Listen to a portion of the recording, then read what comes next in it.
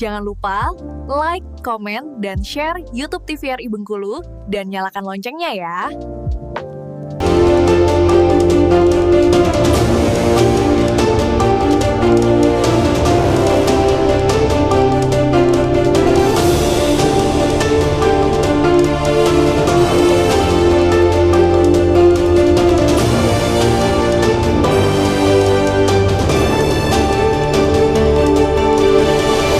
Terima kasih pemirsa, Anda kembali menyaksikan Berndo TVRI Bengkulu. Kita akan melanjutkan perbincangan kita tadi. Kalau kita bicara soal visi ke depan di nasional, harapannya seperti apa kita melihat target yang ingin kita capai di nasional kepada Pak Lukman, mungkin bisa dijelaskan.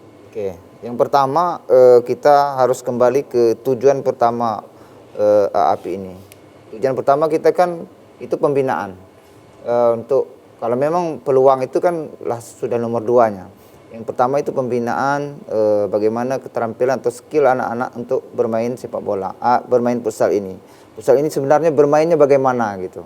Jadi makanya tujuan pertama itu pelatih itu harus lisensi, harus update, nanti termasuk wasit-wasit itu kita harus update.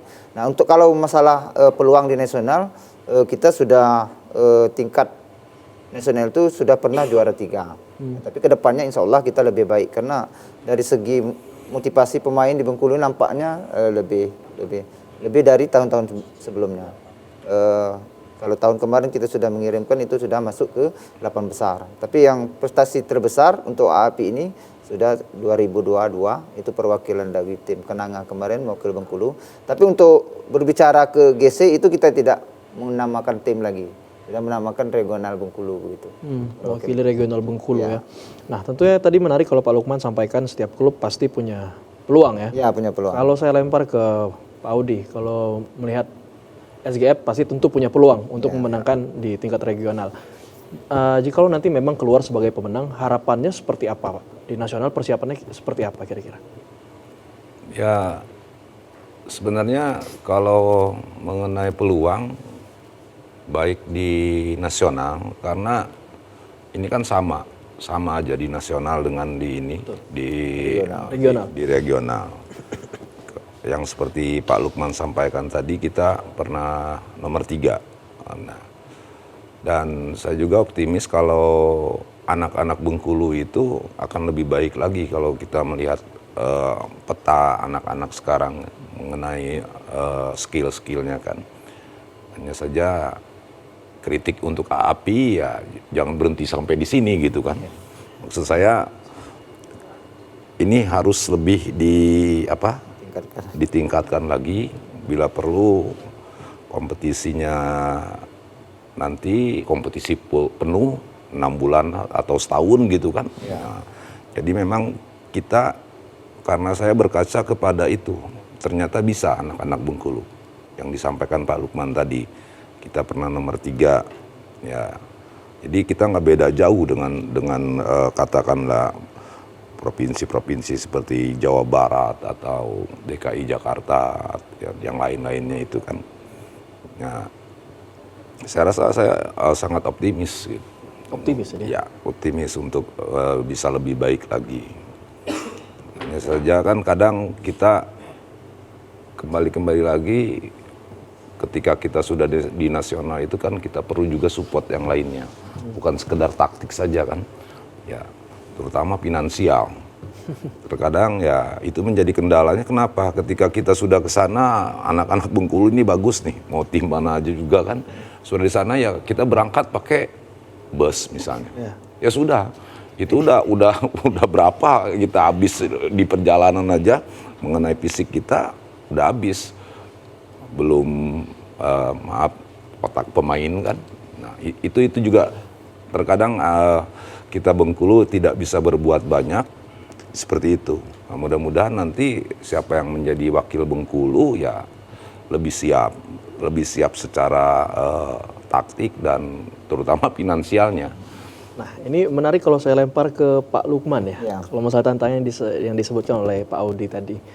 Kalau kita ingin memang mencapai capaian yang sama seperti tahun 2022 bahkan lebih, memang tentu perlu adanya peningkatan dalam pembinaan, juga support tadi kalau disampaikan. Meresponnya seperti apa Pak? Berkenaan dengan support ini, dukungan yang diberikan.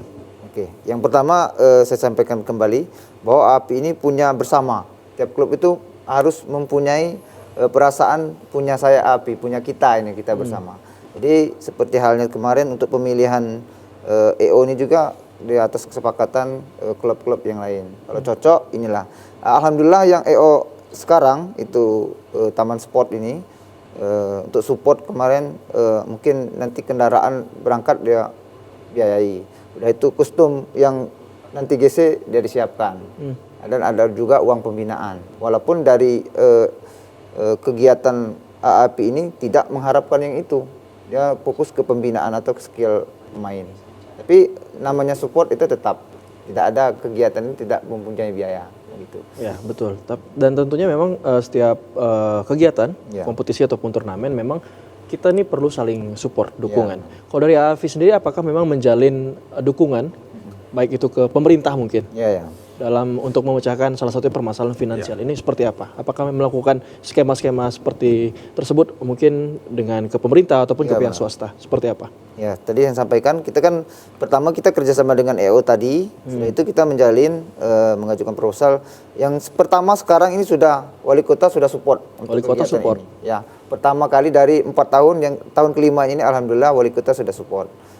Seperti mungkin nanti Bapak Gubernur kalau melihat di olahraga lain itu dia kalau kegiatan positif untuk anak-anak muda ini sudah support. Kemarin anak dari olahraga MMA itu dia dukung, dia berikan penghargaan sangat luar biasa itu dari Bapak Gubernur kita. Dan kalau untuk kerjasama kita tetap dengan futsal, Asosiasi Futsal Provinsi, AFK atau kota itu kita kerjasama. Dengan Dispora juga kita kerjasama begitu. Ya, tentunya saya mau ke Pak Audi lagi kalau kita masih bicara dengan hal yang sama ya. Karena walaupun kita ini adalah asosiasi, tapi peserta ini adalah calon-calon atlet yang nanti mewakili Bengkulu.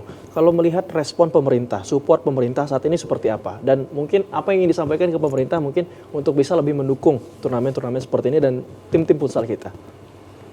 Nah, jadi masalah support ini kalau yang menurut pengalaman ya sebenarnya antara mungkin dan tidak mungkin. Maksudnya, karena kita sudah mengalami hal seperti itu. Jadi memang apakah mungkin ini contohkan, mungkin AAPI. Ya katakanlah AAPI ini kan dia sebagai penggagas usia pembinaan usia muda itu.